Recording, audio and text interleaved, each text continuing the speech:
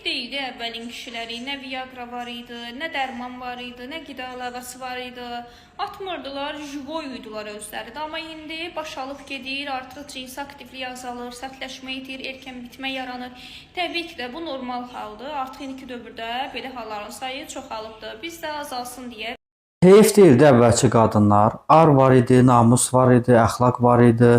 Danışığın bilmək, özünə hörmət eləmək, nəyə nə vaxt, harda danışmaq lazımdır bilirdilər. Abır gözləyirdilər. Özlərini, namuslarını, ailəsini, evindəki kişiləri gözləyirdi. Amma indiki qadınlar, ay mən deyən, sən neçə dənə keçmişdəki kişilərlə və indiki kişilərlə eksperiment aparmısan, hansı üsullarla? Sən neçə dənə keçmiş kişinin cinsi zəifliyini yoxlamısan və hansı yollarla?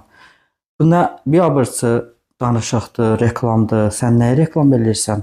Qadınlarımız, özünüzü niyə bu hala qoyursunuz?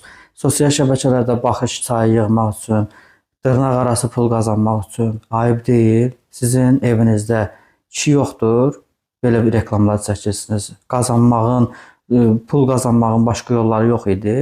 Heyf deyildi əvvəlki qadınlar ancaq elmə, təhsilə, həkim olmağa, qadınlar müəllimi olmağa, ailə qadını olmağa, övlad sahibi olmağa və övlada düzgün ailə tərbiyə verməyə çalışırdı. Onun üçün rəqabətə girirdi. Amma indiki qadınlar bizi daha nələr gözləyir?